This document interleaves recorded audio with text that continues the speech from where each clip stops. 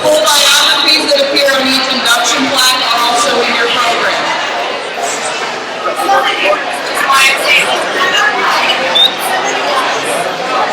We're going to start things off with the 1996 field hockey team.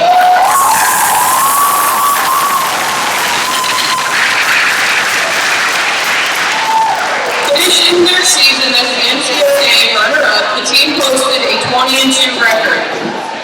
The squad is only one of two teams in Hartwick College history to play in an NCAA championship game. While they were at the NCAA tournament, they also claimed the New York State Women's Collegiate Athletic Association title, and presenting the team is Dave Caspel, former Hartwick College sports information.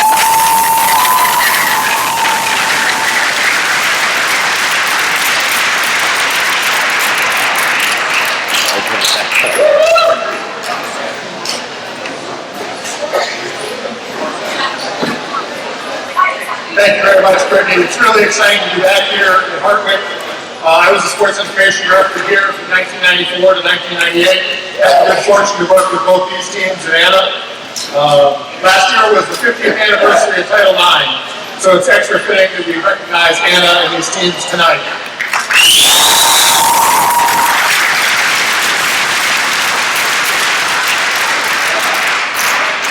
They say that hindsight's always 20/20.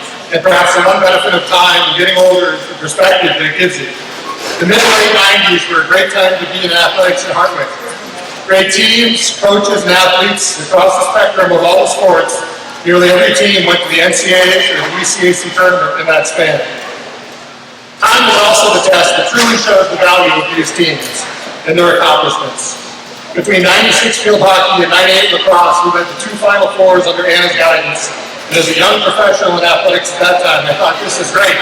A high-level competition, media coverage of these events, and the Final Four meant you got a much better hotel than the regular season, and at least one meal to be on for.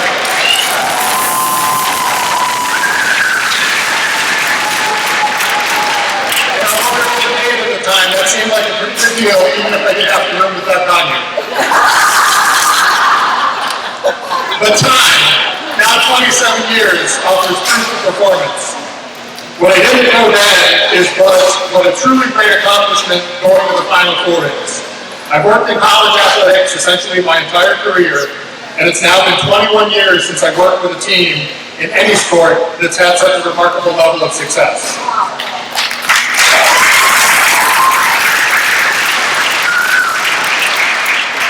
Strong teams are forged by competition and tested in difficult circumstances. 2 years earlier, in 1994, the Hawks were selected for the NCAA tournament and sent as far away as the committee could possibly send them by bus to national #1 Salisbury State, which ended in a hard-fought first-round loss. A year later, in 1995, we lost to William Smith in the New York State Championship, and we were left out of the NCAA but selected for the ECAC tournament, and won the ECACs with a 3-2 win over Drew in overtime.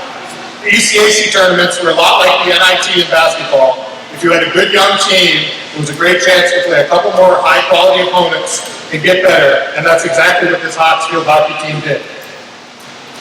You don't go to the Final Four by accident.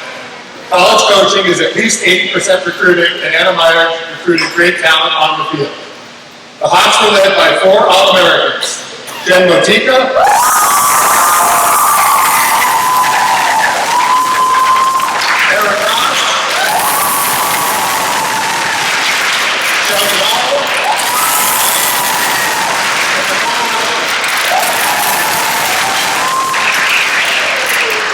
and 4 All-Americans on one team is a mind-blowing stat in its own right, but they were supported by a great cast that included Stephanie Elliott, Nicole Fish, and Jen Smith. It's going to be hard to name check the whole team. But Stephanie, Nicole, and Jen would have been #1 scoring options on almost any other team in the country. And that group had a strong backline that was anchored by Rustin, Sarah Engelbert, Mary Tiller, and Tim Carter.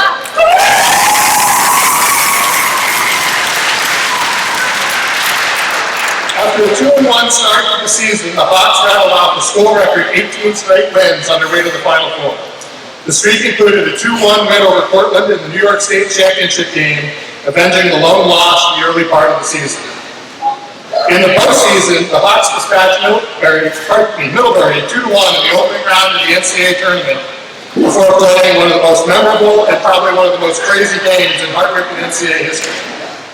The Hawks played Eastern Mennonite, a top 10 team in the nation, with a powerful scoring offense, and lo and behold, a snowstorm started along with the game. When Mennonite tied the game at 1-1 after Shelley slipped on the snowy field and couldn't make the save, the game was stopped, but the snow was not. It soon became evident we couldn't continue the game, and the game was suspended until Monday morning. Bye-bye, home field advantage is what Anna said after the game. After having more than 400 fans for the regional final, the Monday morning restart only had about 50 friends and family at the game. In order to clear the field, there was a spinning brush they used on the turf field. That brush broke, so Tim Capella improvised and got the sidewalk brush they used to clear the sidewalks. I think we had to replace the turf about 3 years early after that, but we were able to get the game in on Monday. Playing on a Monday morning created its own problems. Kim Carter took a psychology test in her 9:40 a.m. class, got out of class at 10:40, and stepped on the field when the game restarted 20 minutes later. Well, when the game restarted, Anna's game plan was on track, and Jen Smith and Jen Motika netted second half goals. Shelley made a couple of big saves late, and it was off to the Final Four.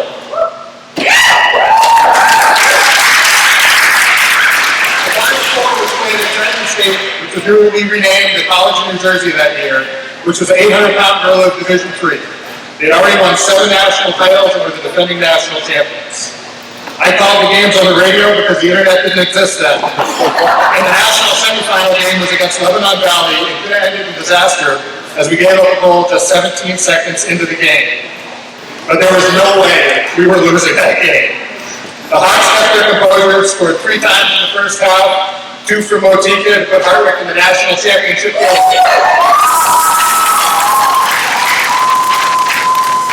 Where sure enough, we got to face TCNJ in the finals. Clearly, Hartwick was the underdog going into that game, facing the 7-time national champions on their own home field. But when you get to the national championship game, it's truly a flip of the coin on who goes home happy and who goes home sad. My enduring memories from that game are Aaron Ross scoring the Hawks' first goal of the day, cutting the lead to 2-1, and Sarah Engelbert getting carded for rough play, trying to clear room from Shelley in front of the goal. And Sarah got sent behind the goal for 5 minutes like a naughty child in timeout. And finally, Aaron Ross's game-tying goal. And I know you're thinking, didn't Hartwick lose 2-1?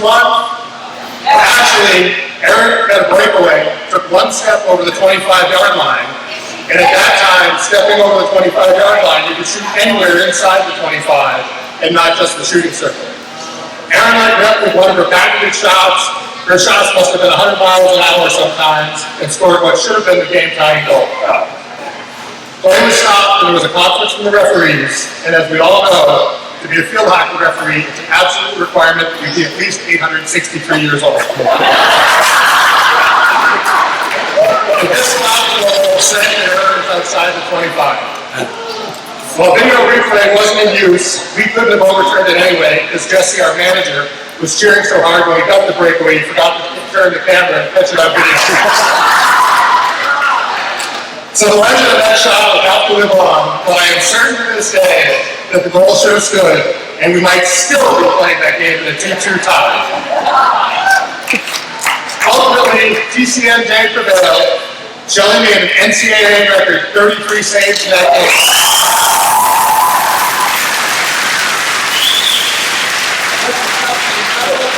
And a record that still stands today, and probably the primary reason we had a shot to win that game.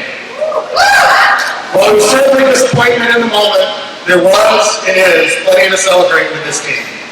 To reach your national championship game and to be a singular goal away from the title is a remarkable accomplishment. It's still the farthest the Hartwick women's team has ever advanced in the tournament. It's a celebration of women's sports and Division III sports at their finest. It's also a milestone for Hartwick College, a great memory for all of us in this room, and a cornerstone for all the enduring friendships made that season. So at this time, it's my pleasure to introduce to you the head coach of the 1996 Hartwick field hockey team, Meyer.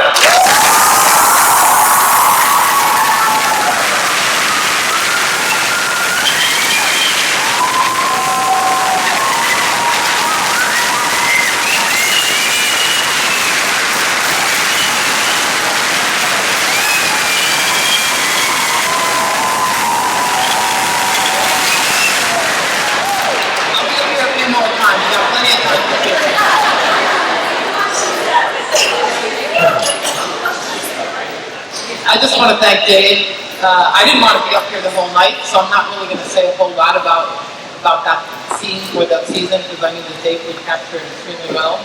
But I want to thank him for coming back. He's a very busy guy at Westfield State, and it just so happened that they don't have a lot going on at Westfield, and he could be here. So he really made my day by agreeing to come.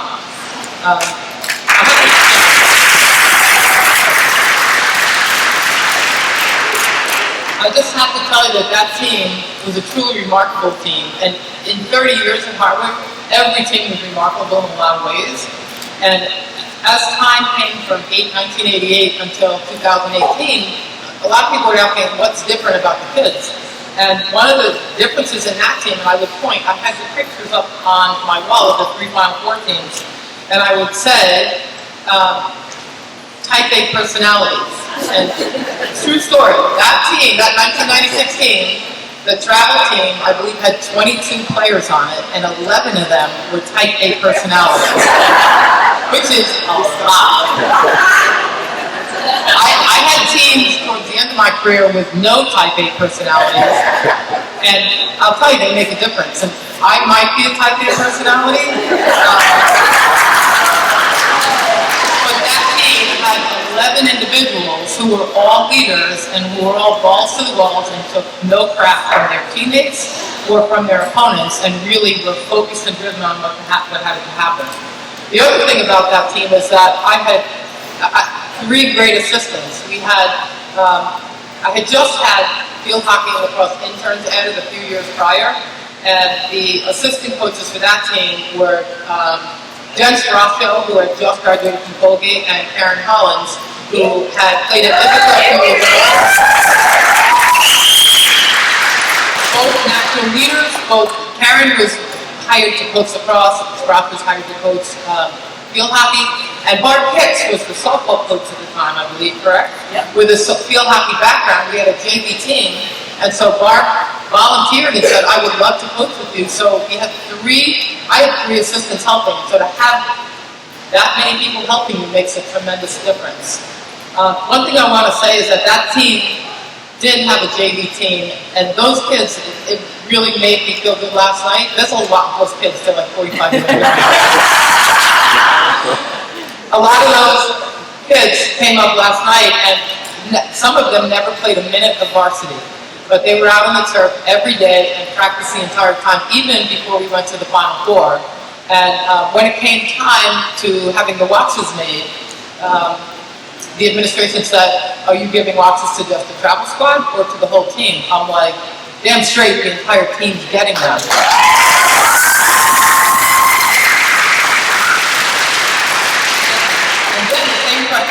Are we inducting just the travel squad or the entire team? And we're inducting the entire team because those kids helped make that varsity team even better. I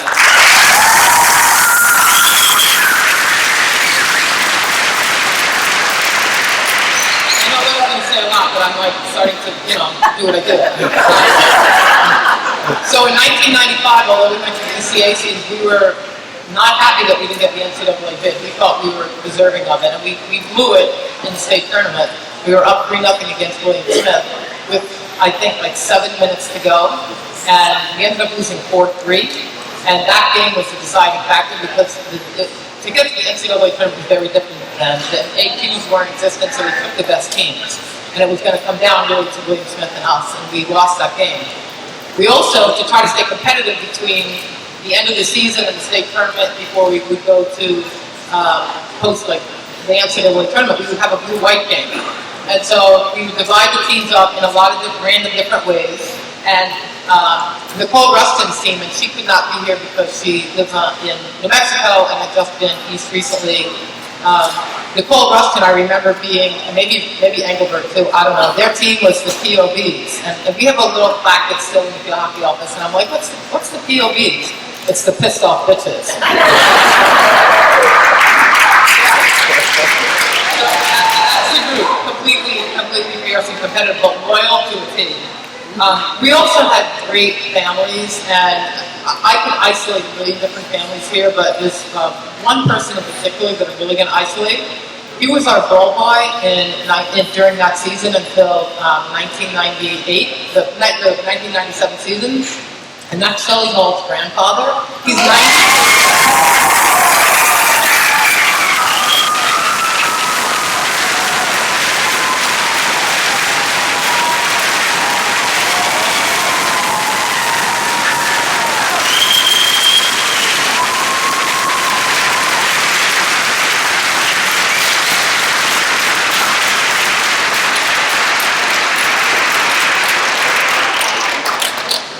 George Bailey is probably one of the kindest human beings on the planet. And I get a little emotional. I'm so happy that he's here. And he's been at every event that we've held since Shelley graduated. And he was not going to miss this event tonight. So of all the parents, I love you all, but I have to recognize George.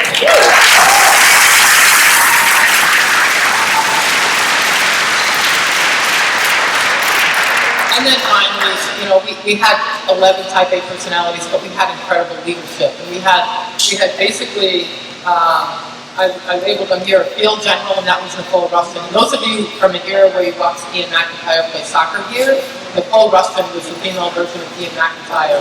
Big, strong, athletic, know the game, and commander. And Nicole just told everybody what to do. And I'd be like, what is she doing? Like, oh, that's a good call. We had a quiet confidence leader, and that was Shelley Hall. And Shelley spoke, but very rarely, and when she spoke, everybody listened. And then we had the team unifier, and that was Sarah Engelberg. And so we were blessed to have the perfect triad of the leader. I have a lot more that I could say, but I'm going to turn it back because I don't want to step on what I'm going to say later. So, I'm going to turn it back over to Dave Castle.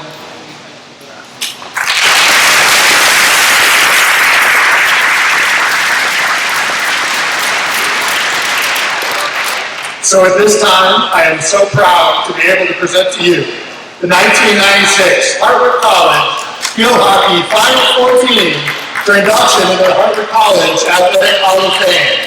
And I'd like to invite the captain, Sarah Engelberg, and Shelley Hall to come up to speak.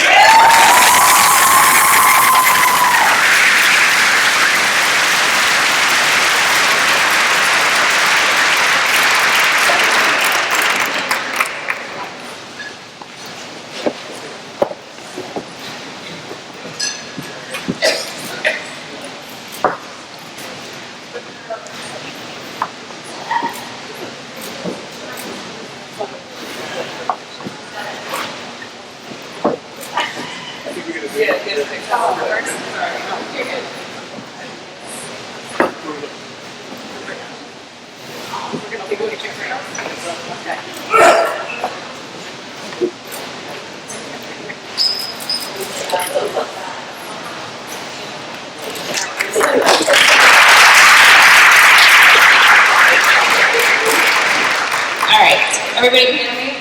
We're going to pretend this is CB radio for a couple minutes. Van 1 welcomes Van 2 to the Hartwick College. Alright, that's my only joke. That's my only game. Speaking on behalf of the 1996 field hockey team, I want to express our heartfelt gratitude to all of those who played a vital role in our journey, both during that unforgettable season in 1996, 27 years ago, and as we come together tonight to commemorate our induction into the Hall of Fame. I would also like to offer our warmest congratulations to our coach, Anna Meyer, on her well-deserved induction, as she is truly the driving force behind our presence here tonight and the reason we all became one big family. Additionally, I extend our congratulations to the 1998 lacrosse team on their induction as we gather here collectively to celebrate our achievements. I stand before you with a profound sense of pride and gratitude, representing an extraordinary team that is being inducted. It is an immense honor to be here, not only to celebrate our achievements, but to emphasize a fundamental truth in the world of sports and life itself. There is no I in team. As we reflect on our success during that season back in 1996, it's essential to acknowledge that every accolade, every victory, and every milestone was achieved through unwavering unity, dedication, and teamwork. From the countless hours of practice to the exhilarating moments of triumph on the field, our team journey was never about any one individual. While individual brilliance can certainly elevate a team, it is essential to recognize that it is the cohesive force of the entire team that allows a star to shine. Our success was never about one person standing alone. It was about all of us standing together, and I'm looking over there, most of them are over there.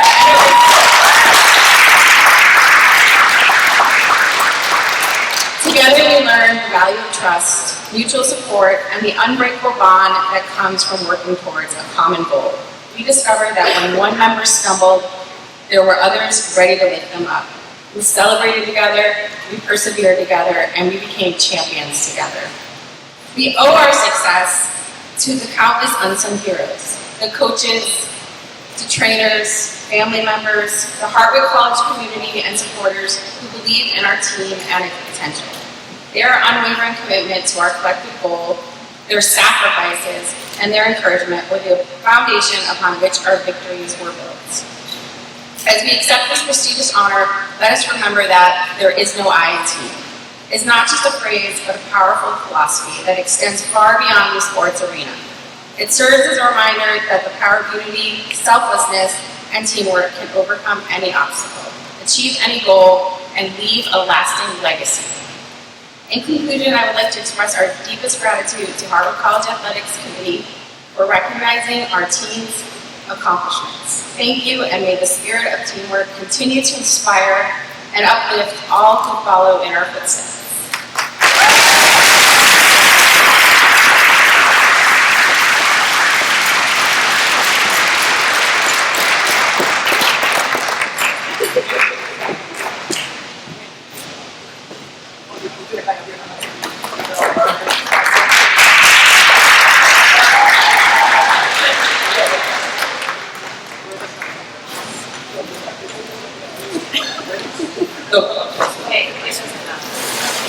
At this time, would the members of the 1996 field hockey team come up to my right side of the stage, and when your name is called, you will come across the stage to receive your plaque from Anna, and then gather over here to the left side of the stage for a team picture.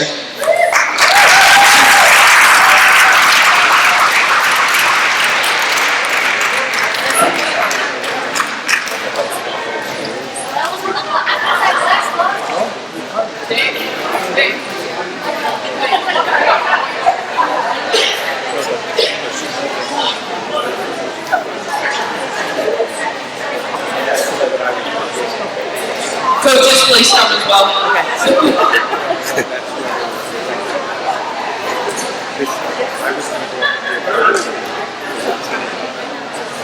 And we're going to get started with assistant coach Mark Hicks.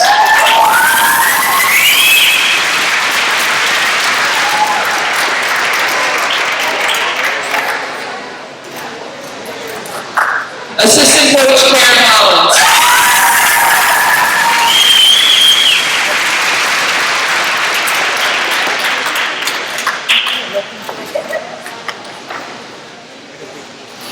Meyer.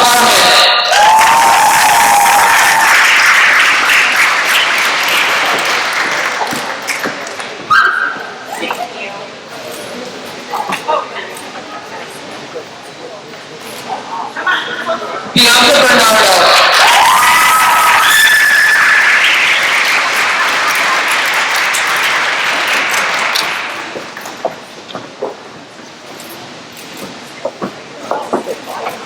Kim Carter Hartwick.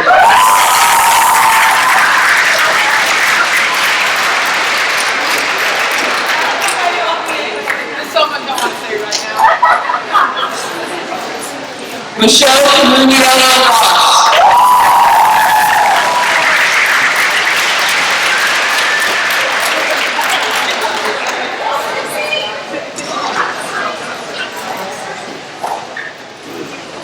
Stephanie Elliott Graber.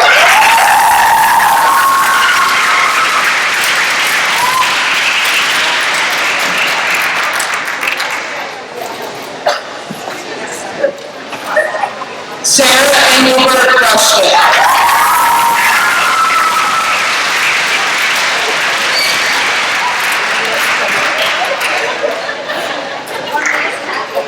Nicole Fish.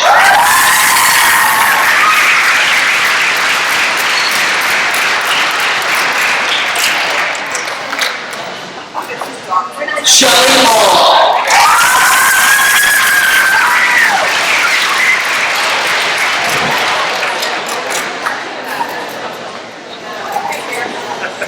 Kristen Hall.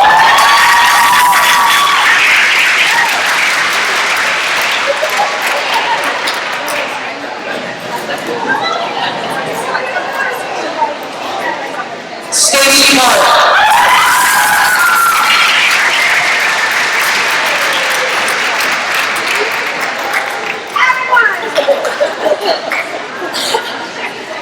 Jennifer Ortiga White.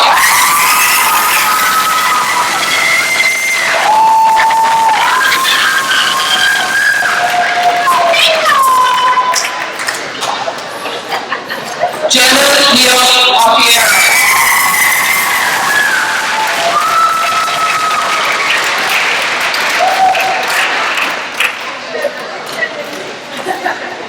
Shelby Ranger.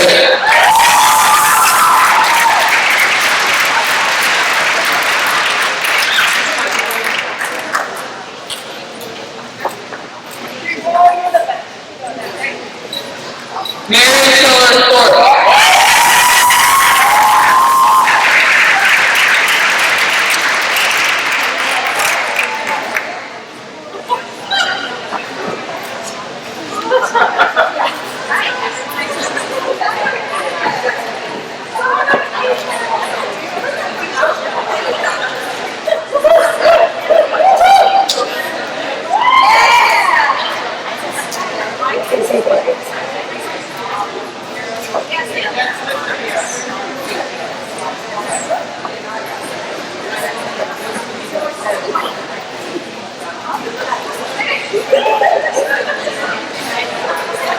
Kathy Harris Desmet.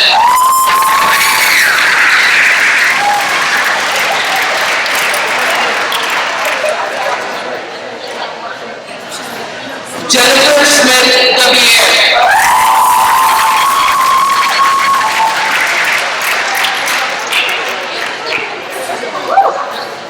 And then Meg Thompson Fifield.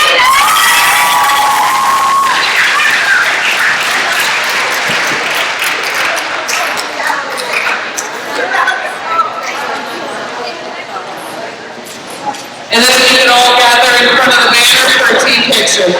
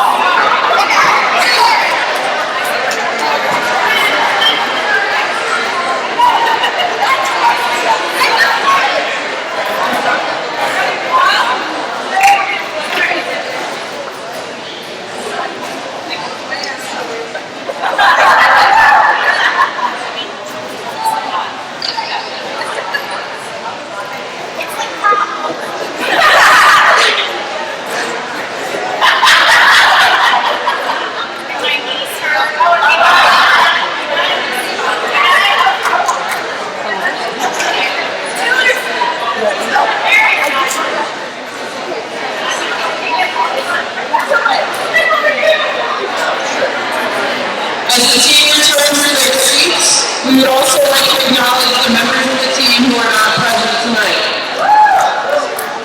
Assistant coach Jennifer Scarasio Olivo, Demetrius Aguilera,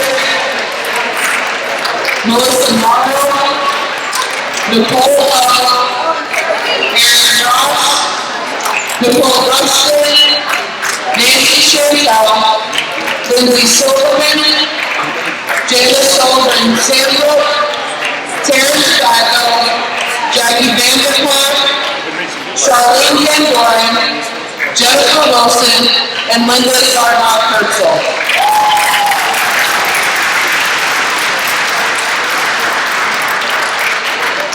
Next to be inducted is the 1998 Women's Lacrosse team.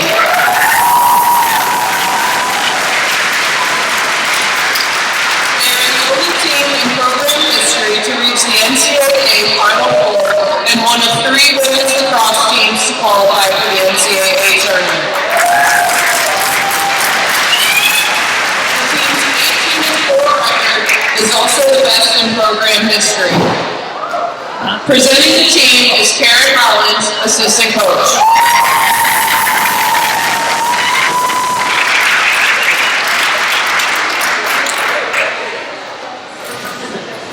My name is Karen Hollins, and I was the assistant coach for both field hockey and lacrosse, along with Jennifer Squatro, who couldn't be here for 97-98. I said assistant, but actually my job title was intern, which came in a much longer list of duties. One that Anna fought very hard to get that position because somebody would take her car down for service and then have to parallel park it right in front of her office.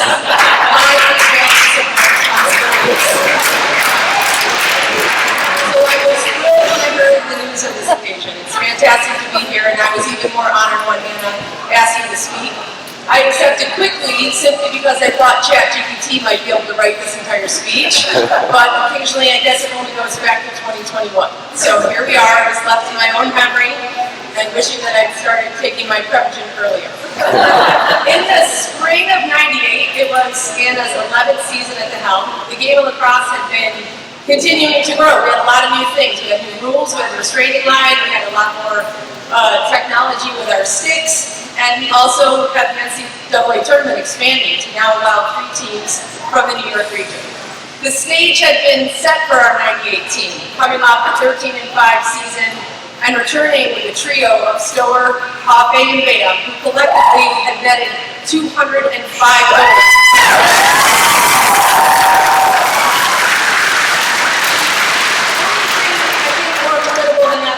Would have been the defense. Kennedy, Lydia, and Schultz.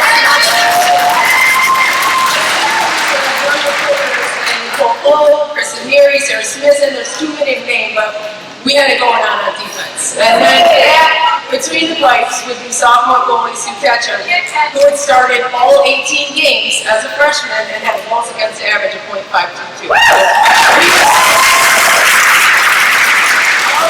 Players had a golden opportunity to step up in '98 and really showcase their talent. The start of any new season brings great optimism. That's the best part about coaching, is because you start every year 0-0, clean slate.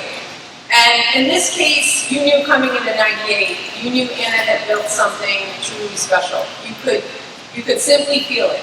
As a master recruiter, Anna attracted a level of athlete that was hard for others to compete with, and not just in the physical sense, but the mental toughness that was required to succeed in this program.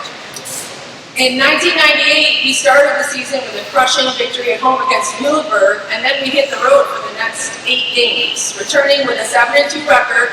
Our only losses, we fell to F&M in our second game, and then to William Smith, both of whom we would see the likes of in the postseason. From there, we went on an 8-game winning streak, leading us right into the New York State tournament. We defeated Oneonta 18-2, beat Ithaca by a goal, and then found ourselves in the New York State Championship against William Smith, where we dropped the game 13-7. But that would not be the end of the story, as we advanced to the NCAA tournament, where we defeated F&M in the first round, 17-13. This meant we would play William Smith for the 3rd time that season, with a trip to the Final Four on the line. Now, at that time, we had not beaten William Smith since 1977, so it had been quite a while, but here we were. And I'm sure we all have memories of this very game. If you talk to people in this room, everyone has a different memory of this game. But what I remember the most is being up by a goal while Sue Ketchum played keep away with Kate Stower, using the back of the net and stalling the ball while Anna stomped her feet up and down the sideline, and we counted 97 seconds, the longest 97 seconds in the history of our lifetime. We squeaked out that 8-7 victory, securing that trip to Baltimore, where UMBC would host the Final Four and we would play Williams College. I remember clearly arriving in Baltimore and getting ready for the Final Four banquet, an occasion that myself, Dave Pascal, Betty Powell, and Sandy almost completely missed due to running the school car out of gas on a 4-lane highway. Luckily, we got picked up by a tow truck, where Betty and Sandy jumped in the cab, and Dave and I were instructed to stay in the car that was on top of a pole going down the highway, and we were given the really strong advice of, keep your heads down, or the cops won't see you.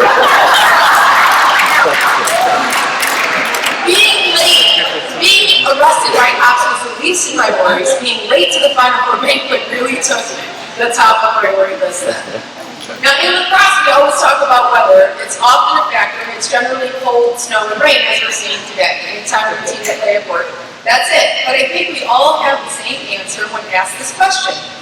What is the hottest temperature you have ever played a lacrosse game in? And the answer would be UMBC Final Four, 1998. Up until that point, we hadn't played a game, I think the temperature had been above 65 for any game we had all season. But our game with Williams was literally like playing in an oven, where the temperature on the track, I think, was 100, and on the turf was 113 degrees. And this is even before climate change.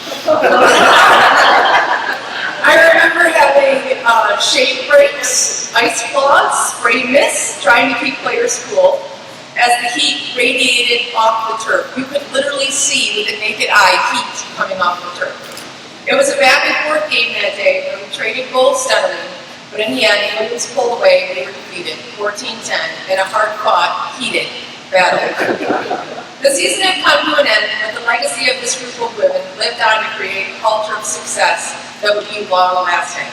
The 1998 lacrosse team outscored their opponents 300 to 212.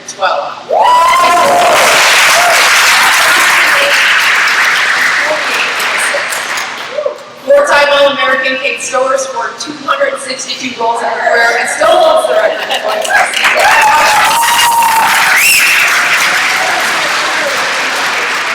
Two-time All-American Holly Hawkey scored 233 goals.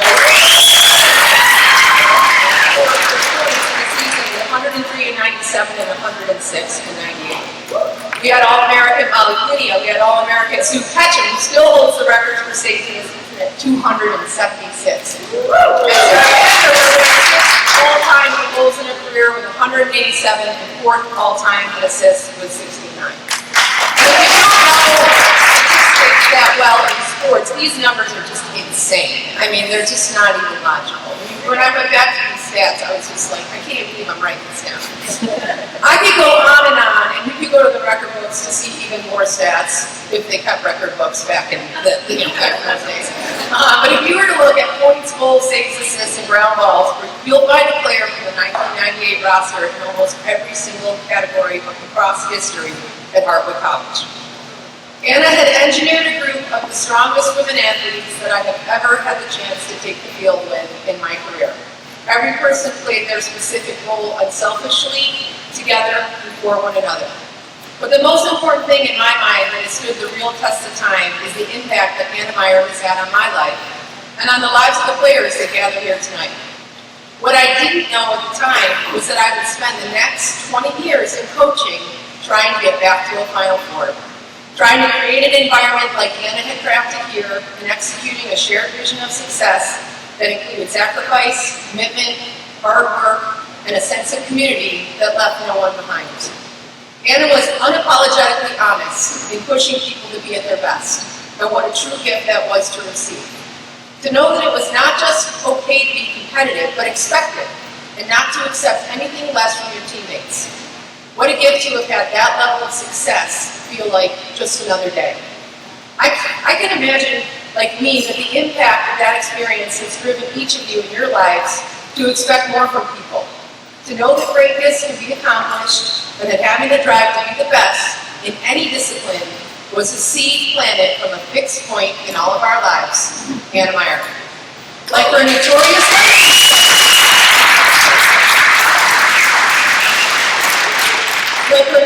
license plate, it became one word to me, Anna Meyer. And at unusual times throughout the next many years, I found myself yelling out, "Yeah, Nick!" To the surprise of people around me who just simply wouldn't get it. I still have to this day my Hartwick gear, where many things have found their recycling bin. It's hard to let go of the magic that this team has created together. That incorporates the identity of being a part of something so special that only through many years of reflection can it truly be appreciated. I sincerely congratulate each of you for this accomplishment. From this point on in your lives, people will refer to you by name, followed by Hall of Fame, Class of 2023.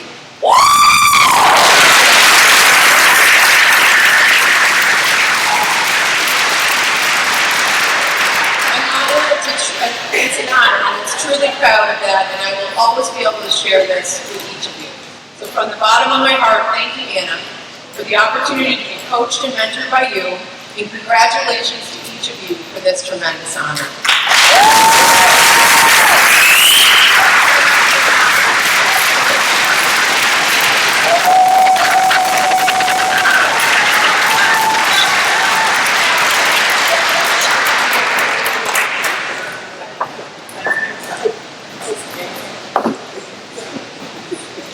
That was great, thanks, Aaron. I'm going to start the same way. You know, you build a program like that, so much of it has to do with your coaches. And Karen was truly impressed by herself as an assistant coach with that team. And you just need to know that as hot as it was in Baltimore, most of our practices were like 20 below. This is way before. Our trainers could kick you off the field for if you couldn't go outside if it was below, if it was 20 degrees. And so my temperature was minus 12, like if with wind chill or temperature. And we used to pride ourselves that we would be out there. And so fleece had just come into play. And I can remember people wearing fleeces and the frost would be building up on their back. And I would say, they were still warming up, so yep, you just have to keep us moving. The goalies would get a little cold, and Karen would be freezing because she would be working with the goalkeepers and working hard and sweating, and then she'd be standing like me for the rest of the time. Plus, she also was the intern and made hardly any money. So we did give her a meal ticket. We had lunch at the Commons every day, which I got a banana from all the time. And but she would be out, she'd be freezing, and back in the day, where all the new locker rooms are, they're not new anymore, there was a sauna up there. And we would go running from practice into Binder, in her any kind of clothes she had, and she'd be in the sauna and all her clothes trying to warm up every night. It was freezing. So you don't accomplish things without a truly special assistant. The team itself was a really, really hardworking and driven group. And I'll be honest with you, field hockey had, I think we went in 91, we had been in 94, then we wanted to be there in 95, we didn't go, that was when we were mad. 96 we went, and then Lacrosse had been in 93, 95, but now field hockey had been to 2 Final Fours. And there was clearly a rivalry between the teams. And early on, a lot of people played both sports, and in that year only one person still played, and that was the only year she played, and then after that there was no crossovers. And the players were completely driven. And they were driven individually, and they were driven by the 4 captains. And you have the dynamic duo just by how they played of Kate Stower and Holly Hoppe. And then you have Dolores, who was kind of like the Sarah Engelberg of that team, who was like the team unifier and refinement. And then you had Jacob Schultz, who was quiet, but knew what was going on, and people really followed what they had to say. So that team was completely driven and knew that it was their mission to get to a Final Four. The thing that makes this team a little bit different is that we were still driving vans then, and we were still had switched to 2 room, but we were still in vans, and for some reason the seniors on this lacrosse team, you start in the back as a freshman, and then you work your way up like the rows, so that by the time you're a senior, you're sitting in the front. This group of seniors fought to get the back row for 4 years, and I'm like, oh my God. Best seat ever. And they were there. But this group was an amazing group, and I must tell you about that Muhlenberg game that Karen talked about before we went on an 8-game road trip. The Muhlenberg coach was a former assistant of mine from the year before. She was the head coach at Muhlenberg. And those of you who know me that know that I'm obsessed with the weather. And Muhlenberg was coming up to play, and I knew we had like a tough road ahead. And it was snow. It was going to snow. It snowed in the morning, and then it was snowing in the evening. And she's like, I don't know if we can come out to come in advance. And I looked at the radar. I'm like, you have time to get up here, play the game, and get out of town. And so, like, from 5 o'clock in the morning on, I'm telling her the weather, and she's like, I don't know, I'm like, Lori, you have time to get up here. Because we needed to beat them, we needed that win before we went on the road. And we got in the van, she drove up, and literally, as the final whistle blew, the snow started coming down, and she took off. So that Muhlenberg, like, as much as it was just like the first win before we went on the road, like, I made that happen. And the William Smith thing, when we hadn't won since the 70s, I personally, as a coach, was 0-16 against them. And we lost to William Smith 3 times in 3 different occasions, plus regular season and state tournament. We always lost them in the NCAA tournament. And so, what Karen didn't tell you was apparently she went to Hamilton and then she went to Ithaca. And so, we had some plays for the state tournament, and the team wasn't listening. So we're like, we have to figure this out how to stall, because they're better than us, there's no doubt. But if they don't have the ball, they can't score. So Kathy Kodo was at Colgate, and we're like, so Kathy, Karen, and I sat down. We developed 2 stalls for the goalie, and you could stall them. 2 stalls in the midfield, and 2 stalls in the offensive end. And no one was allowed to shoot. And we're 0-16, and now all of a sudden we're beating them with 10 seconds to go, we'd be up by 1. And Stoller, who's the fastest person I've ever coached, who's the best athlete I've ever coached, she gets the ball, so 2 clears it to her, and it's on the far side, and it's pouring. We went from like pouring rain to like 1,000 degrees. And I'm screaming, go back to catch him, go back to catch him.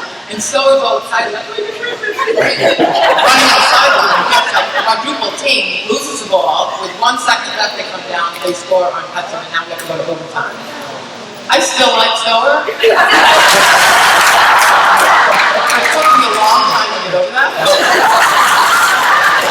I had to get over it pretty quick because now we have to go to overtime. And now, almost the identical thing happens. We go up on them, and now we're like in a stall. Meanwhile, the other coach, who's a legend at William Smith, couldn't figure out that it was stalling. It was so freaking obvious. Same thing happens. We go up by 1, and Stoller gets the ball again. I'm like, I'm gonna kill her. And then they did. They lost it. I don't know if you lost it. Somebody lost it. It was Holly. It's all Field. Loses the ball. They go down and they take like a point-blank shot on Hudson, which he makes a save. We win, and then we go to the Final Four. So,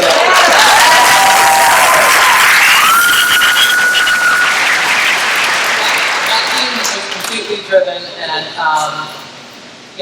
great leadership, great assistant coach, and fun. We had some fun on that team as well. So I'm truly stoked that they're getting in. I'm psyched about that season still, and now I'm going to give it back to Karen.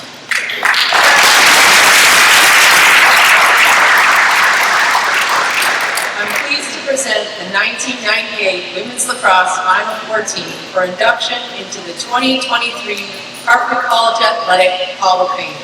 At this time, I would like to invite the captains, Ale Hafe, Kate Stower, Dolores Kennedy, and Jacob Schultz.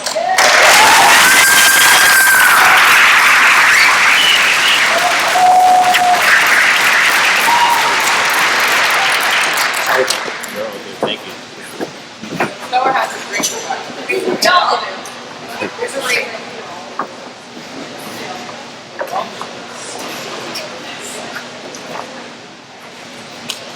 Yeah, wait.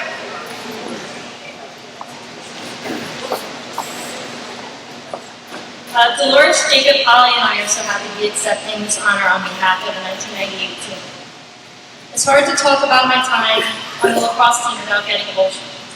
The last time I was up here speaking was at Anna's retirement, and Monster and Nider had me up here in a dinosaur costume. But I still managed to try. So I'm going to do my best not to do that tonight. The way I felt playing lacrosse here for 4 years is a hard feeling to replicate. As a coach, it's what I strive for my players to experience. It's a feeling that's hard to put into words because it's something you need to experience for yourself. Part of it is knowing that everyone on that field has one goal, which is to win, and to do whatever it takes to achieve that goal. You know that every teammate feels the same as you, and they have your back no matter what. You're just enjoying that time that you have on the field together. As I look out at my team and feel like the players here tonight, I know that the feeling I'm talking about is something I don't need to explain because you know what I'm talking about and you all experience it yourself. And Anna is the one who brought that once-in-a-lifetime experience to all of us. We're all here because we were lucky enough to play for the best coach many of us have ever had. I want to thank the committee for finally inducting Anna Meyer into the Hall of Fame.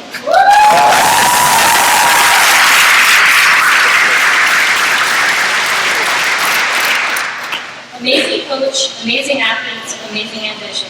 That's what Nicole Bauer said when asked about why we made it so far in 1998. I sent a few questions out to the team, and I was so happy to see that the answers mirrored my thoughts exactly. I asked for a favorite memory and why they felt we made it to the Final Four that year.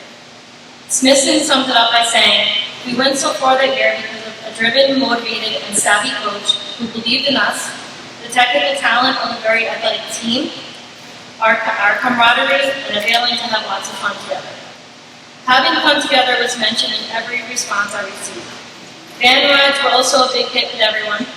Locker room karaoke, and I think we all can still smell Mr. Bamberger's rotisserie chicken, and I'm still going to wait for those spices in the mail. Family and camaraderie were another common thing mentioned. All these things, along with Anna's goalie stall, which I believe is now illegal because of her, what brought us to the Final Four.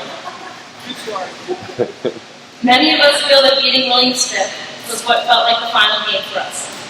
And the 4 of us up here felt that way also. Beating them was a representation of what that season was all about. Molly said that some years every position aligns and we are able to read each other so well. And as Near Dog put it, we were a solid team, we pushed each other every practice, and you never wanted to let your teammates down. We played off each other's strengths and had fun even if we were doing the beat test. To quote Nicole again, Anna is a leader, a truth talker, a fierce competitor, but also a caring, passionate leader. You need to fear her flying clipboard. You need to fear her flying clipboard.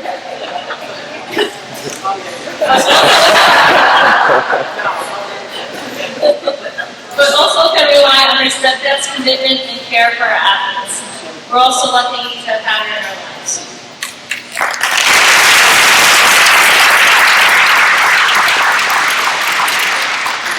As shown by the outpouring of sentiments online and people here tonight, Anna has been an inspiration to generations of players spanning coast to coast.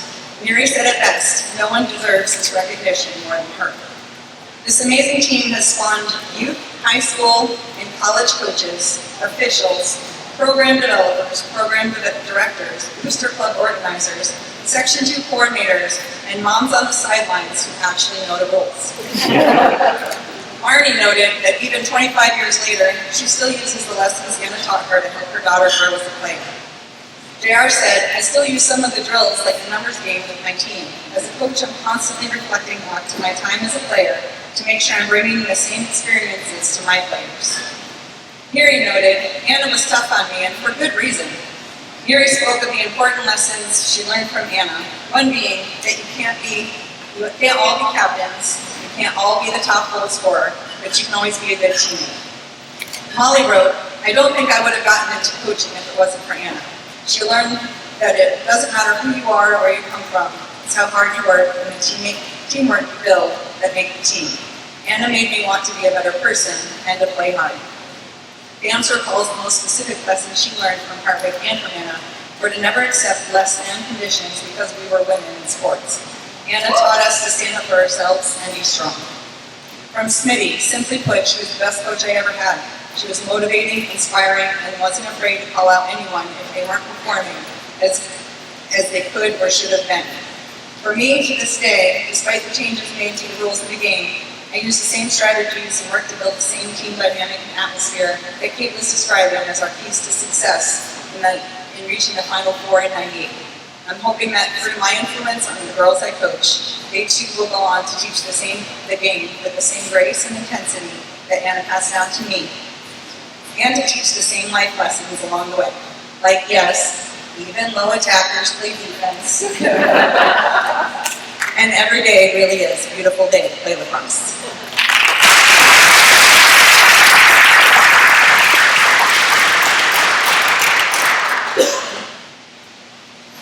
So, good evening, friends, family, fellow inductees. It's an amazing honor to be standing up here among amazing women. And when I was nervous about this, my wife said just practice. And I thought, who died and made you head coach? But she was right, because practice, talent, athleticism, motivation, determination, and the right amount of coaching. We were the dream team, but it's close as we ever felt to be the dream team. So, Kate said she wanted to come here to play. She probably could have been recruited by a lot of other schools, but we just wanted to play. And some of us have never picked up a stick before in our life. But we had the right amount of talent and the legacy that some of us have been able to encourage among the next generation of lacrosse players is amazing. If you all remember the Coca-Cola, I have that tattooed somewhere on my body. And if you all remember the psych tapes that we used to, we spent a lot of time with bands, and sometimes more time than we actually played lacrosse. So, the one memory that I have is that I was in the band one time, and my song happened to come on, or maybe, I don't know. It was standing outside the fire, Garth Brooks. And I thought it was about standing outside the bar. So anyways, I'll see you guys standing outside the bar later.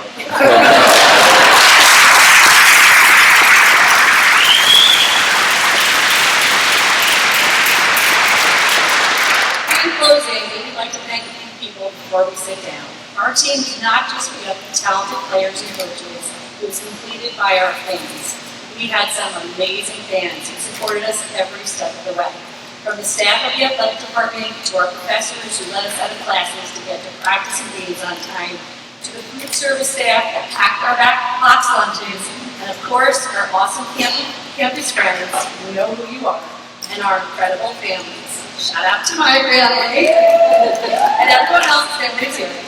Our parents and families travel many miles to see us play in all types of weather. Rain, winds, sleet, snow, and a blistering heat, our Final Four tournament in Maryland. You cheered us on during our highest of highs and lowest of lows, and you always made sure it was a blue day. Playing for you, our fans, was an honor. We thank you for all that you have done for our team then and now.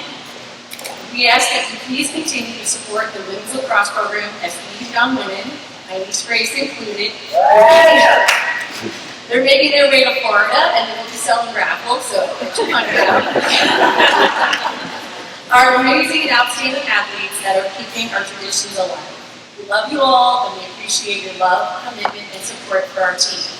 So thank you. And can we get a final, yeah,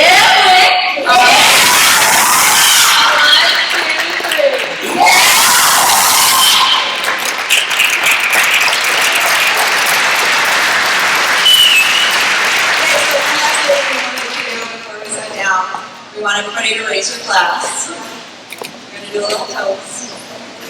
To Anna Meyer, it's about freaking time.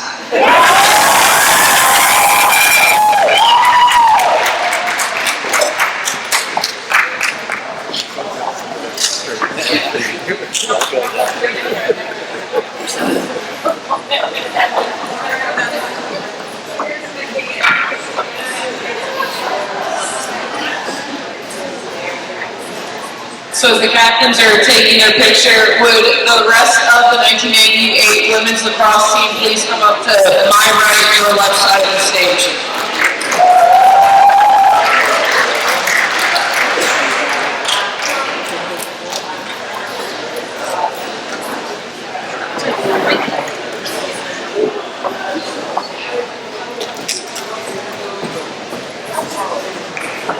Can I just say, as they're walking up, that all their fonts were like 3 times the size of mine. That's all I'm saying. I can't hear, but I can totally see.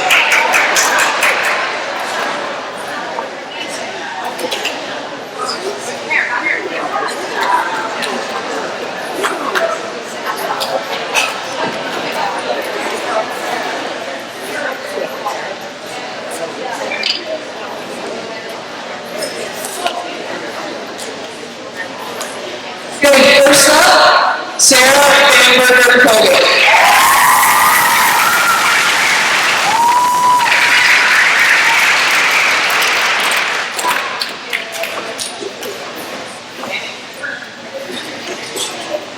Nicole Bowers Dixon.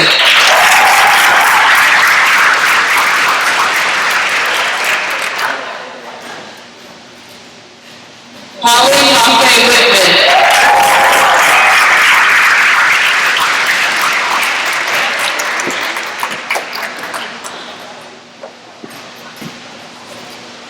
Jamie Irwin Morency.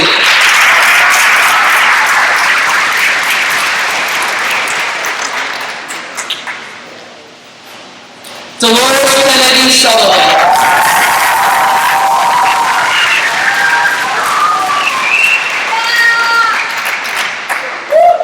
Sue Ketchum.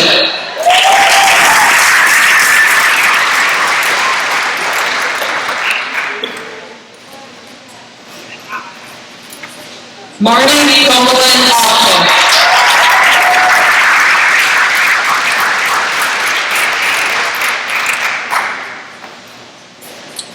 Kristen Neary.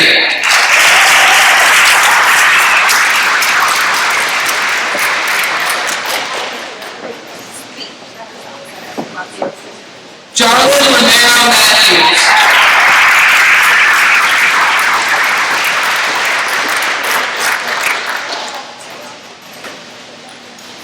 Jacob D. Schultz.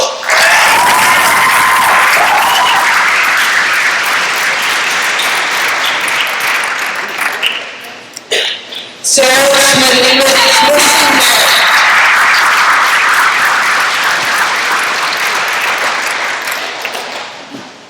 Kate Stoller.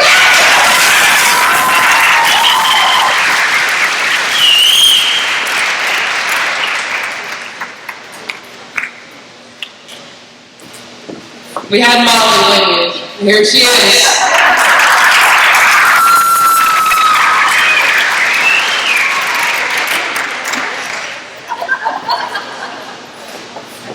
Please go over here in front of the banner.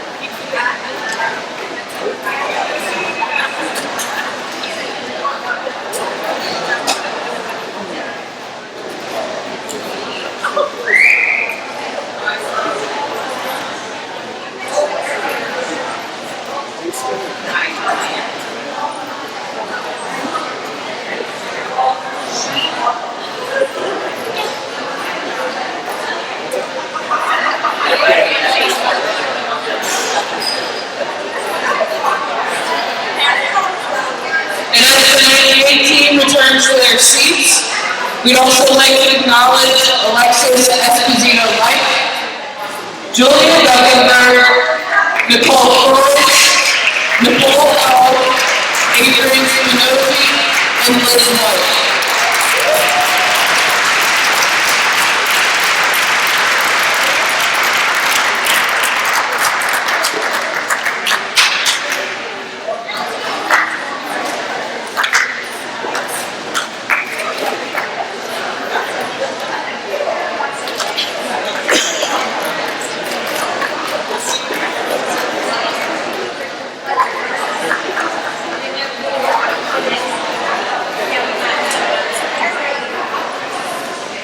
And now our final inductee of the night.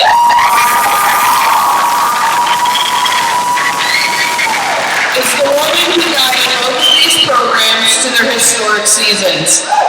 She served as the women's lacrosse coach from 1989 to 1999 and field hockey coach from 1992 to 2017. Sorry, 1988 to 2017. Meyer is the all-time winningest coach for both programs, recording 328 field hockey wins and 123 lacrosse wins. She guided both programs to the NCAA Final Four and is one of only a handful of coaches to be named National Coach of the Year in 2 sports, having received the honor in '96 for field hockey and '98 for women's lacrosse. Presenting again tonight is former head women's soccer coach and current assistant men's soccer coach at Syracuse University, Matt Vernon.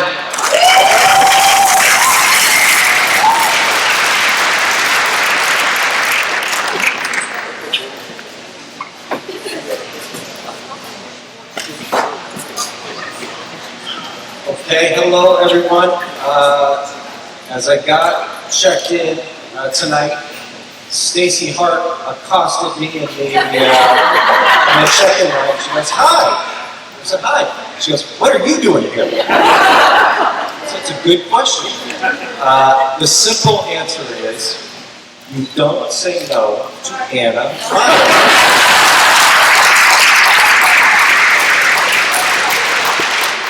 Just that simple. And I'll give you the mildly longer version. So, my freshman year, 1994, preseason, August, blistering hot day, come down from Table Rock with a teammate. I walk into the binder lobby right there, and I say, "Man, it's effing hot out there." And that's met immediately with "Nice mouth. And put your shirt on, this isn't a locker room." Anna Meyer. That was my introduction. It was no nonsense interaction, and it just it continued from there. So how did we get from there to here? In 2007, I interviewed to become the women's soccer coach here. During that interview process, it looked pretty good. And Anna said to me, "Are you sure? Are you sure you want to come back here? It's very different being a coach here and working here than being a student."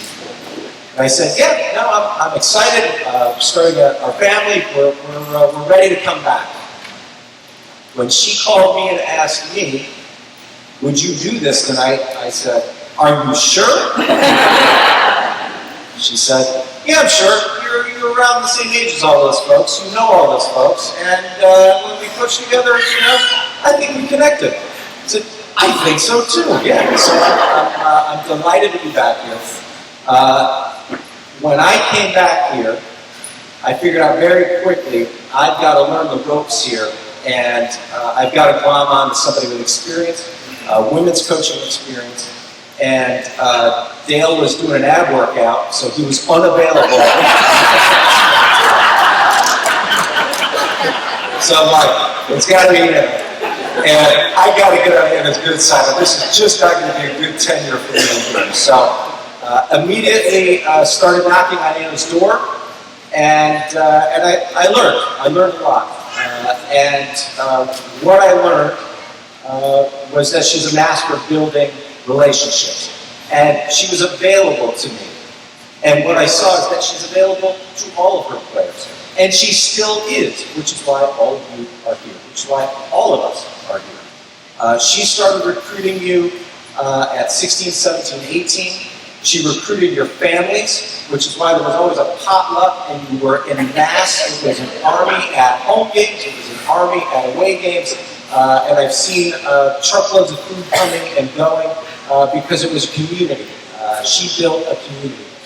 And I looked at students coming when a high school kid comes to college. As a coach, you've got an understanding what you think you're going to get from a kid when they come in. And let me back this up. we say college kids and players, because that's what we were in the 90s. The student athlete thing is like a modern affliction right now. So we were players and we were college kids. When a college kid showed up, they came from different backgrounds. You thought some were prepared to play. You thought some were prepared to be on their own. We didn't have, my first year here, Dave, we had the internet wired in all the dorm rooms, and we didn't know how to use it. So there were no cell phones. You couldn't calling home. You had to wait in Smith Hall in the lobby there to make a phone call.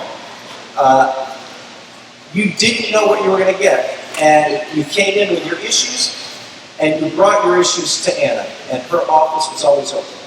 She spent time, she invested in those players, in each one of you.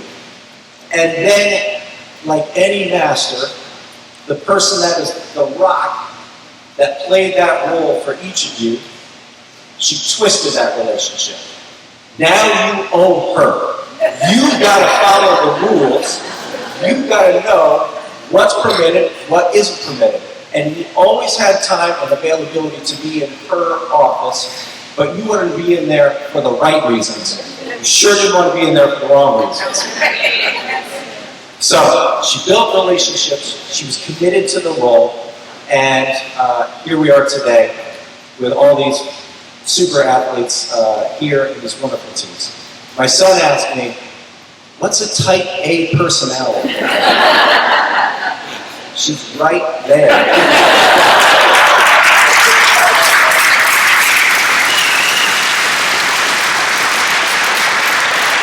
She's the one that moments before I came up here turned and said, are you ready?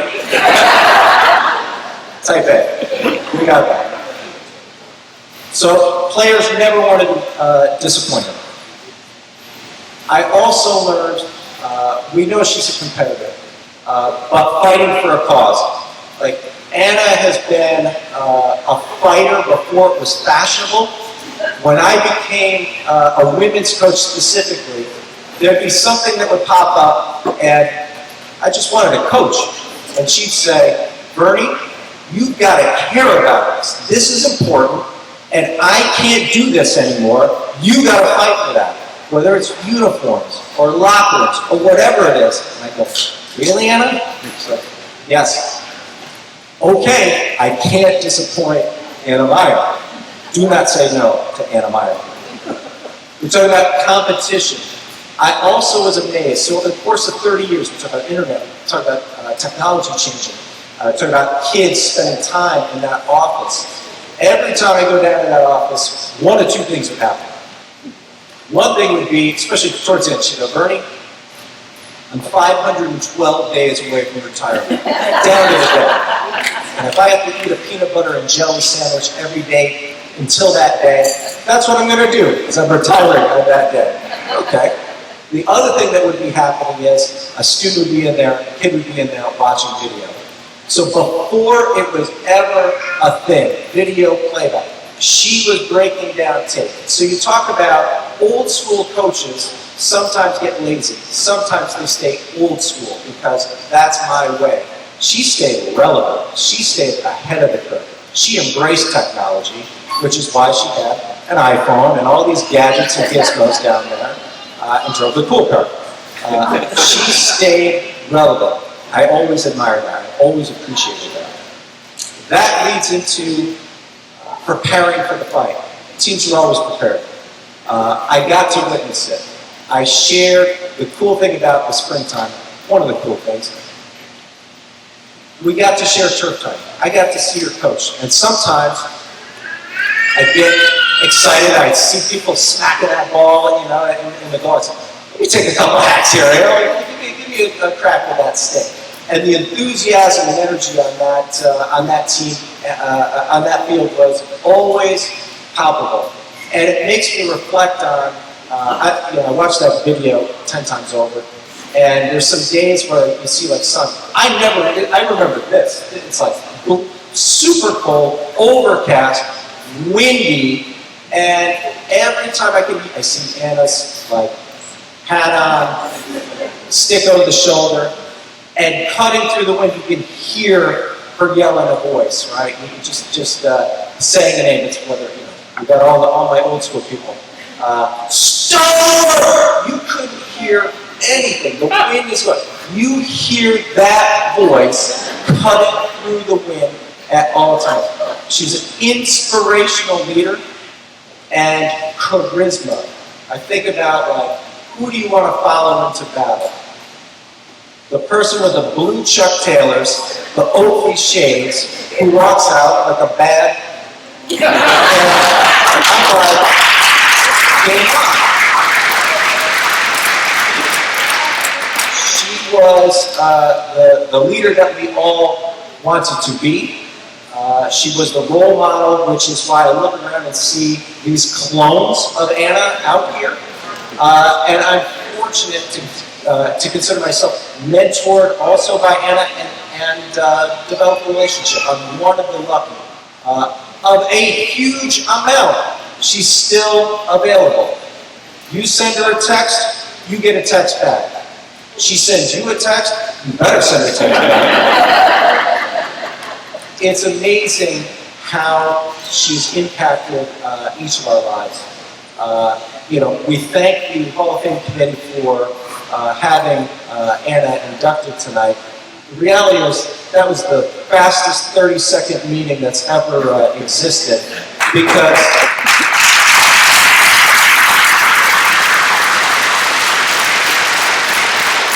Anna Meyer is a Mount Rushmore, no-brainer, Hall of Fame Hartwick coach.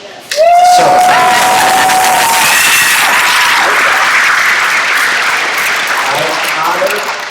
and pleased, yes, Stacy, that's why I'm here, to induct Anna Meyer into the 2023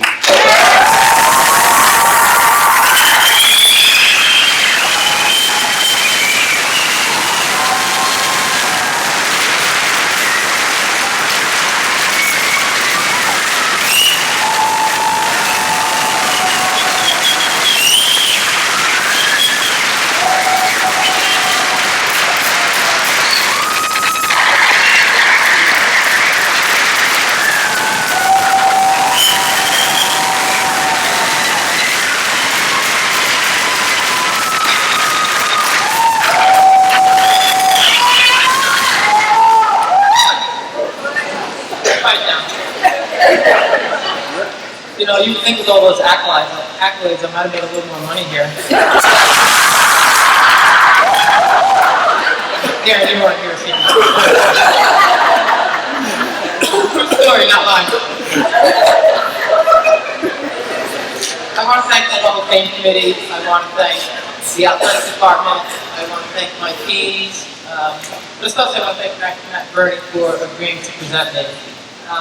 It is a tremendous honor, and I actually ran the Hall of Fame event for about 8 years.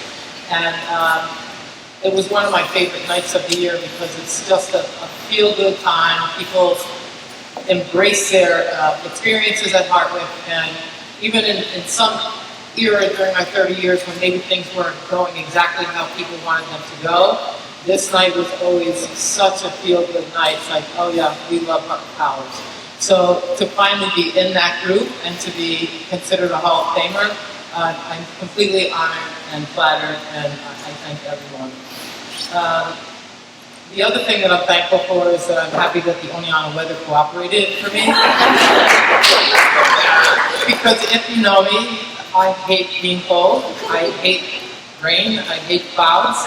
And in true form, I was on my boat 2 days ago in shorts and a t-shirt in southeastern Connecticut, enjoying my life, got in the car to drive here, and it was like freezing last night, and woke up and it was even colder this morning. So I'd like to thank the weather gods for cooperating and really embracing me with a nice weather welcome.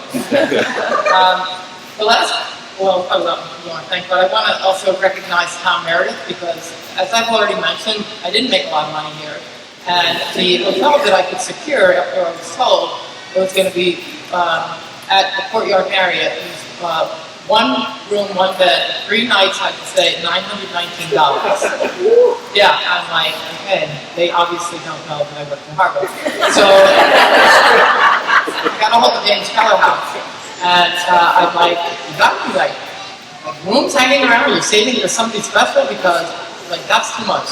And he shifted me to Tom Meredith, and Tom Meredith had some rooms, and we did a clandestine transaction. Truly, ask Tom about it sometime. We had a clandestine transaction, and I was able to get 2 rooms for my family, and at a significantly lower price. And so canceled those Courtyard Marriott reservations, and thank you to Tom. I think he's still here. Is he still here somewhere? If he bolted before I spoke, I'm going to kill him now. I also would like to thank very specifically Nora and Erin, and I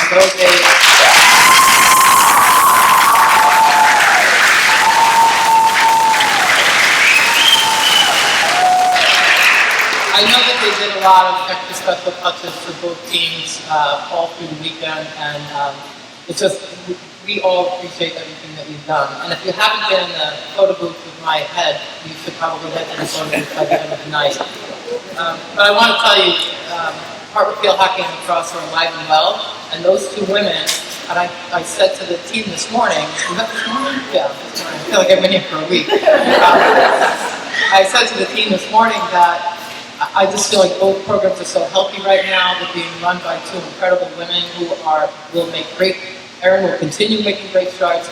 Nora is moving the program in the right direction, and I'm just really excited for both those teams. But I'm going to remind Hartwick to replace me with 2 people to get that.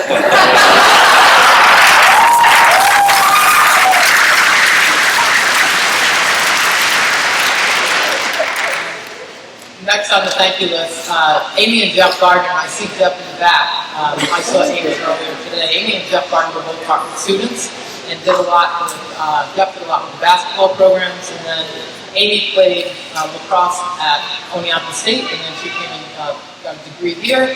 And they both ended up, after they graduated, volunteering with the program, and basically, you know, they traveled with us. And Amy was a registered nurse, and she was our athletic trainer.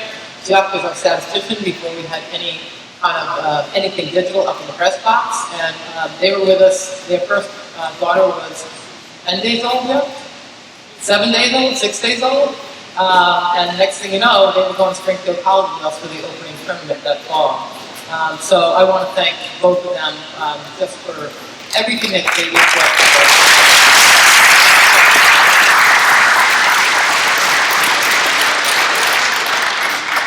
And then some of you know, some of you probably don't know, there's been a group of women that I would go to go to dinner with about once a month or every 5 weeks.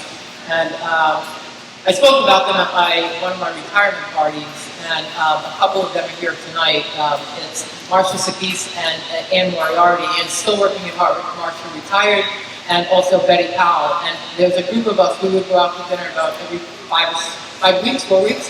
And literally, towards the end, before COVID, one of the last ones that I went to, we had, I think, close to 400 years of service to Hartwick College. So I'm really thankful.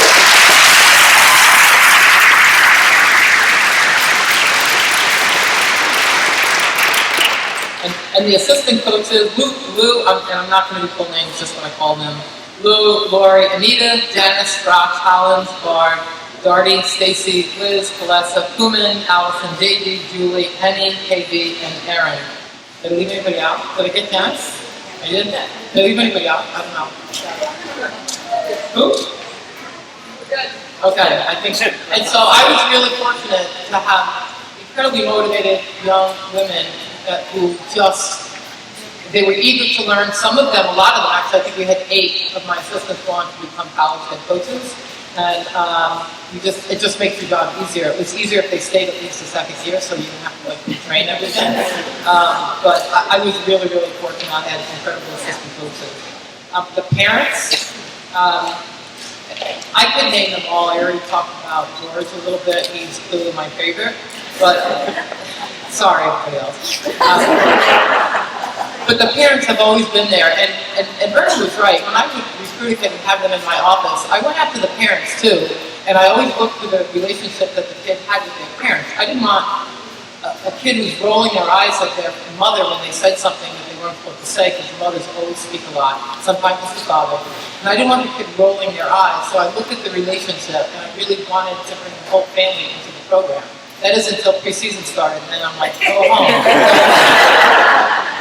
But we developed an incredible field hockey family, and just some quick examples. You know, when my parents they were both sick around the same time, and their funerals were 9 months apart, and they were Hartwick alumni parents, like alumni players' parents on Long Island. Who I'm in the funeral home and I'm looking, I'm like, I know the person, but they're out of context. I think that it's going to be somebody from my Long Island life, and it would be a Hartwick parent that would show up for my parents' funeral. So you have that relationship, and then you have relationships. Whether you win or lose, and the parents were always so good. And, you know, when we lost, I'll be honest, the last thing I wanted to do was speak to the parents, and I tried sometimes, you know. If we were in a away game and there was no tailgate, I would talk very briefly, then I'd be like, I'm on the bus, I'm out of here. And parents respected that, and when we won, they were the biggest cheerleaders. But we had an entourage, not just with 98 lacrosse, not just with 96 field hockey, right until the very end, there'd be an entourage of parents who were everywhere. One family from New Hampshire, their daughter played for me, their son was a manager for like 3 years after that, so they had a 7-year commitment to the program.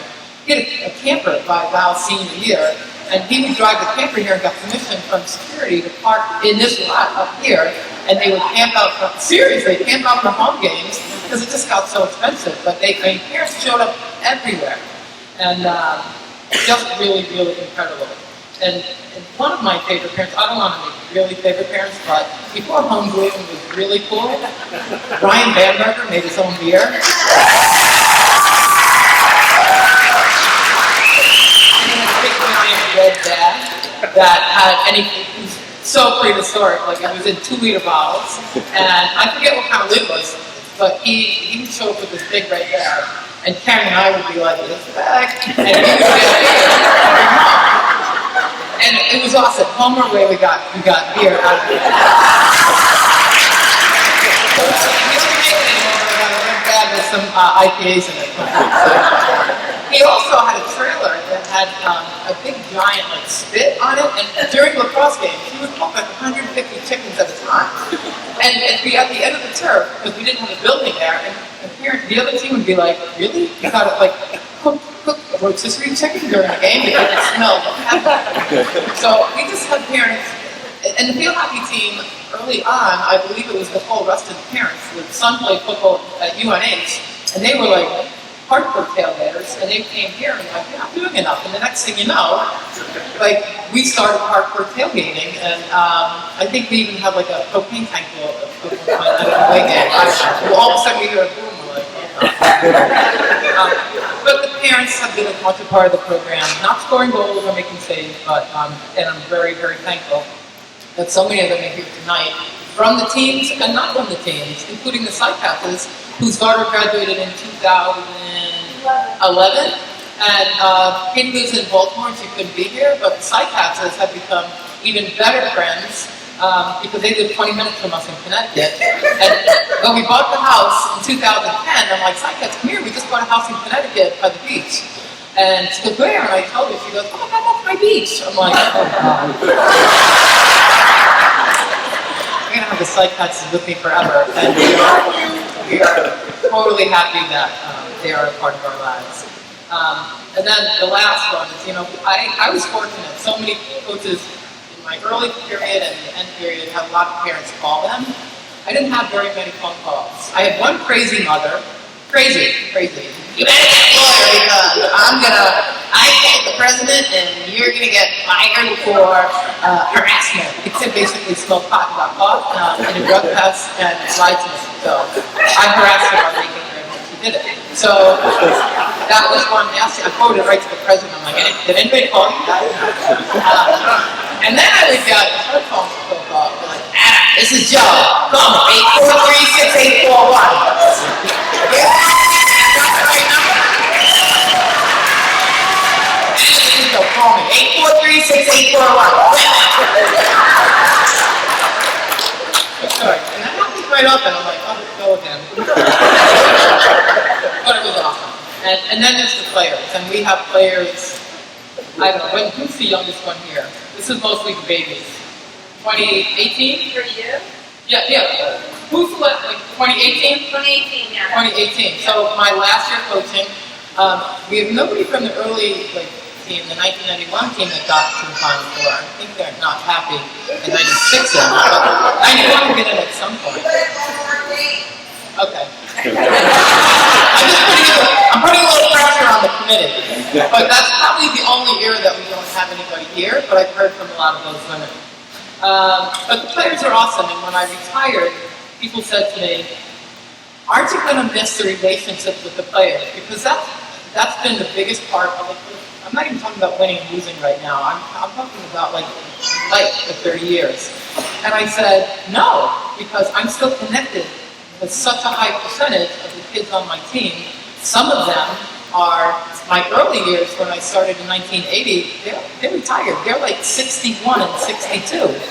And I'm still connected to those people at Mercerburg Academy. I'm still connected to people from James Madison. I'm still connected to some people from Portland State. And I'm connected to pretty much every year from Hartwick. And I treasure those relationships. That's why I have a lot of friends on Facebook, because I just a couple of them mentioned, because I told myself I wasn't going to go on too long. Sorry, I usually do. The grounds crew for the 96 team, you watched part of the video, you saw the snow coming down. So, and if you also watched the video, you saw there was like a TV announcer. I did a phone interview. They were on TV. It was a local New York station. And they called because this was a big deal. We had really proven ourselves. And if you saw that, he was interviewing me and he asked me a lot of different things. And I talked about our Fab Five. It was after the Michigan basketball, like the Fab Five, those guys. Yeah. And I'm like, we have our own Fab Five with freshmen. And so I listed the freshmen, and their names went up. It had all the freshmen. It was Motika, Tiller, Elliott, Paul, and Ross, yeah. And so we talked about the Fab Five, and then he said, well, what does the weather look like in upstate New York? I'm like, it doesn't look good. I said, but it's only supposed to be squalls. We have a great grounds crew, so if it's squalls, we're going to be good. So if you watch the video, the game starts, and the squall comes in, and we all keep waiting for the squall to stop. We scored first, and now the footing's getting very dangerous, and the squall is not ending. And I go to the refs, I'm like, we need to call it. People are like swinging and sliding and missing. Nope, we're going to keep going. They go down, they score, and they tie it. Literally, as they're coming back up to take a restart, we're going to call the game. I was crazed. And we waited for the snow to end for a while, because it didn't end, and then we had to replay it the next morning, which Dave talked about. But what it did give me the opportunity to do is that VHS, like, you know, the giant camera like this, like a TV person. So we had a big VHS, and the tape would go in the camera, the big giant thing. So we had 11 minutes of game footage, and we had a game plan. I plugged the tape in at home, and I'm like, oh God, we've got to change our game plan. That was the first time we started working man-to-man. And Eastern Mennonite was a very, very good team, a great passing team, and we were playing more of zone. I'm like, we got to go man-to-man, because all they're doing is passing man-to-man, and they're killing us. So we changed the game plan the next morning. Game, and it was awesome. But the grounds crew is really why I'm telling you that story, is that the grounds crew tried their damnedest to get the lines that wouldn't happen.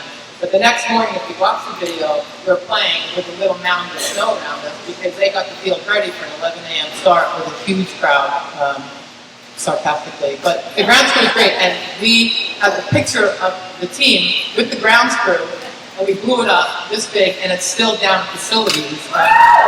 One of the guys said to me, is that the team that we had here in the purple? I'm like, it's still down there. We also, during a lacrosse spring break, T1, it was really T11. T11, we're calling T12, T11 calling T12, we had TVs. And so we're in Ohio, and I guess I'm not into Ohio a lot, but this time Confederate flags are flying in Ohio. And yeah, sorry. And so we're out there, and we had just gone to dinner, and we had the hamburgers with us, and he was in it, so he can confirm. And we're stopping at a light, and we're on CB, but you could see in the parking lot, you could see about 10 pickup trucks from the 70s with rebel flags hanging on the back window or big things, and you saw old 70s Camaros. And I'm like, oh God. So, all right. So they're in the parking lot. We get here. Now we have to make a left-hand turn. And as soon as they see the vans, they can hear us. They can see the antennas. All of a sudden, they start breaking in on the CVs. I'm like, oh, not good, not good. So I say to Karen, I go, let's go. Boom. We like start spinning around. They get in their cars. They start chasing us. So now we go a little bit, and I'm like, I'm not going to the hotel. So I'm pulling into, it was a car dealership, and I don't want to tell Karen where we're going because they can hear it. So I don't want to tell her to switch the channel, but I just want to tell her. So we pull in, now all the cars start surrounding us. I'm like, uh-oh. So we pull out like a shot out of a gun, and I find another hotel, and we pull into the hotel, and they're kind of still hovering, and I went in, like, you got to call the police. And when the police arrived, those guys had gone away, but we got a police escort back to our hotel. And then they traveled, if they see the vans, they're like, we'll be in the vicinity all night. So I said, okay. So, again, the crazy things that happened. We also, as a field hockey team, we made it to the state tournament at the lowest seed in, I think, 2008, I don't know. And we had to go play the number one seed on grass. Nobody plays on grass in field hockey anymore. We had to go play the number one seed, and it's the number 8 seed. We beat them. That's like the highlight of my career, beating like a number one seed on grass. Yeah. We had a lacrosse manager who she wanted to play in the worst way. She had some physical disabilities. I'm like, you can't play, but you can be a manager. And he was our manager. She was at every practice and traveled with us. And not only was she there, but she would write a poem after every game, and they were very endearing, and she was a great kid, but most of the poems were about Deirdre. We love Meyer. The walkie-talkies in lacrosse back in the day, Karen and I, we could be at different ends of the field, so I would go to the offensive end and Karen would go to the defensive end, and Karen had to pick the walkie-talkie up, and I had like a McDonald's headset, so I just had to push a button and talk in. And so we used them in all games. They were very helpful. And on spring break, one of Karen's jobs was to make sure those suckers get plugged in. So one night she forgets to plug them in. I don't know this, and then, she's a little nervous in the morning. I can't figure out why. We go to play the game. At the end of the game, she finally confesses, I forgot to plug them in, and I was just praying so hard that they wouldn't die. Yeah, that's a fun memory. Another time was with Penny. We went after practice. I don't remember who we were playing, but we went to the Mexican restaurant downtown for a couple margaritas, and we had a game plan for the next day. I don't remember who we were playing, but we had the game plan, and then we're like, well, what if we go to overtime? So we crafted on a napkin, Penny's writing on a napkin, like a great overtime lineup, and if we have to make switches. So sure shit. The next day, we go to overtime, and Penny's got the napkin in her pocket. Pull out the napkin. The napkin has too many players on it.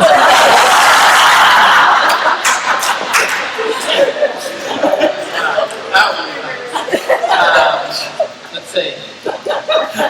Back in the day, the grounds crew, they were incredible, and they always got the turf cleared. In 1993, we had a blizzard, and everything was closed from Maine until. And I'm going too long, I'm really sorry, but I got to correct things from that. But everything was closed from Maine until South Carolina, except for Hartwick actually wasn't closed. They were closed for classes, but the grounds crew, I begged them, I go, can you just get like a quarter of the turf cleared at this end? And our kids are like, everybody else is like on drinking with ice and vodka, or nobody's got classes. And the lacrosse team is now practicing because grounds crew got the turf cleared. Let's see. Another time, because we were always outside, I hated practicing in the gym. It was so futile for lacrosse. And so we were always outside, and if we couldn't get the turf cleared, we'd come inside and do fitness, so they hated that. But one day, it was St. Patrick's Day, which of course everybody wanted to be doing something else instead of practicing lacrosse. We had some Irish people on our team, including who was an Irish step dancer. So our practice, besides some fitness, included the entire team doing Irish step dance. I also used to make the lacrosse when I taught a mountain bike class for 20 years. We used to make the lacrosse team. Yes, like find a bike.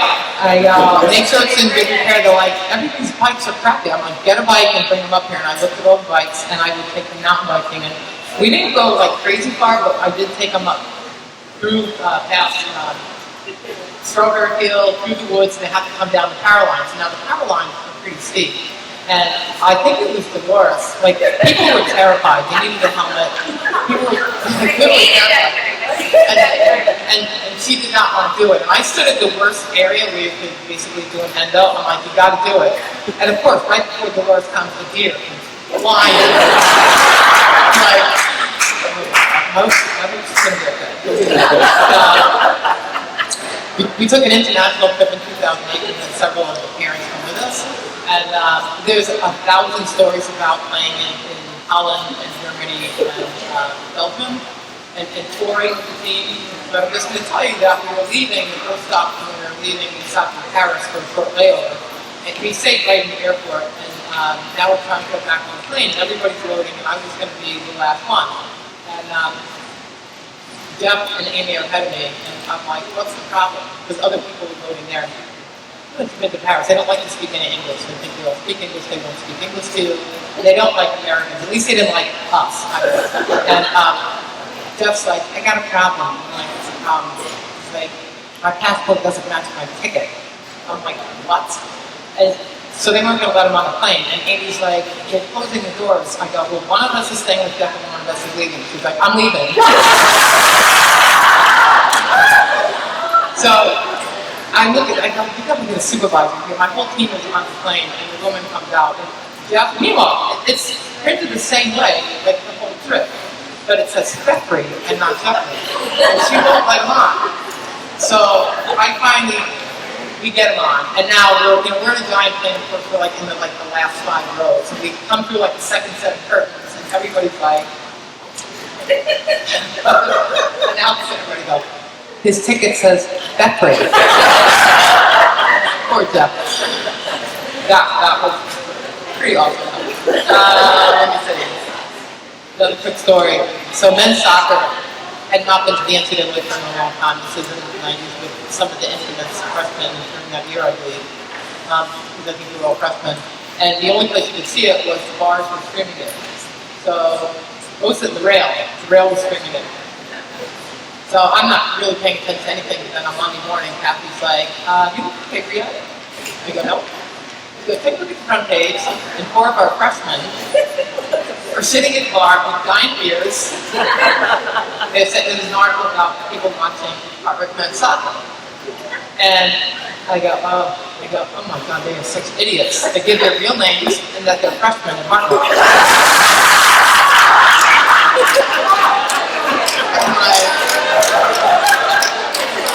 I get to my office, there's like a number of phone calls from the administration. I'm like, I've seen it. I think one of my favorite lacrosse players, we were 0-16 against William Smith, and I already talked about it, beating them to make it 1-16. In my final year, we had a player whose mother was on my first team, and the daughter was on my last team. And at our last spring tournament, last game, somebody got a picture of us behind, and I was back by the fence, so I let Erin do the coaching. So I did that all spring because she had already been announced and I was on vacation already. So I was leaning against the fence talking with the mother, and then the daughter was injured, so the daughter was on the other side. And somebody got a great picture of Andy and Abby and me from behind, and I'm like, oh my God, my first team, 30 years later, and my last one.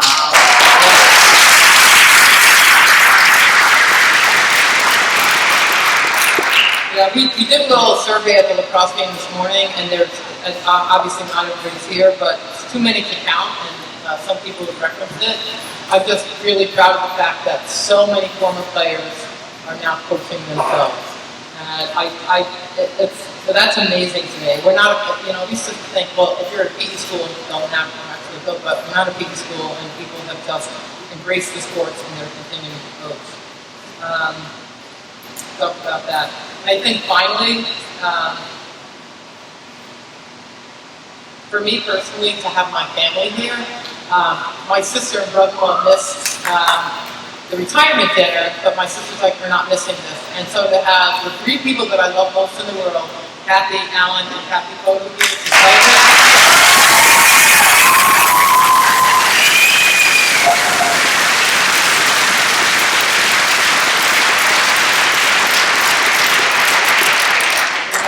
Everybody knows Photo, but not everybody knows Kathy and Alan, my sister Kathy and Alan. And we live such like different lives, and we don't see each other a lot. So to have them take the time, Alan had to take time off, and my sister's like, we're going, and have them take the time and spend it with me is invaluable.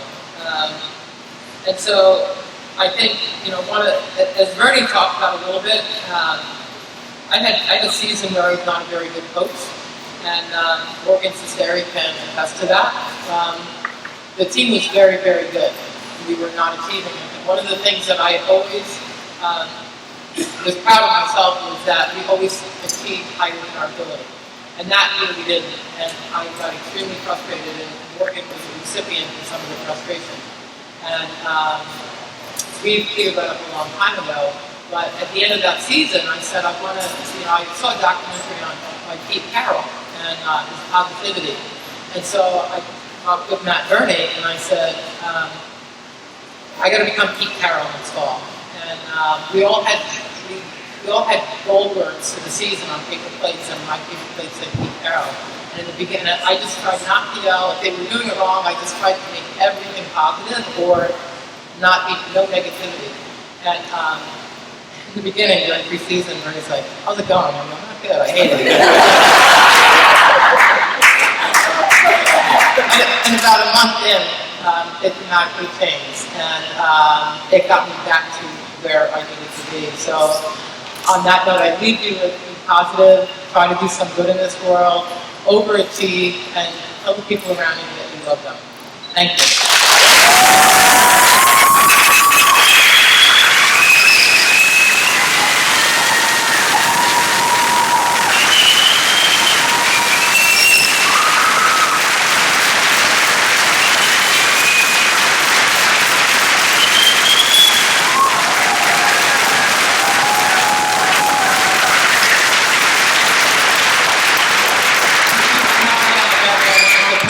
Headband on during this. I wore the blue hat today, but I shrunk it over the winter.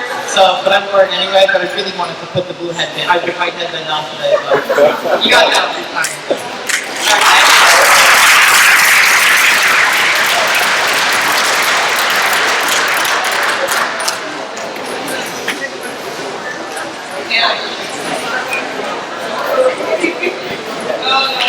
Go over there.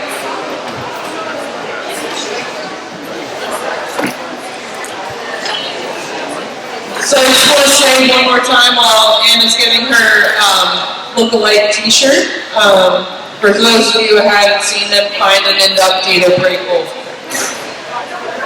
So congratulations again to the 2023 induction class. Please give these two teams an Anna.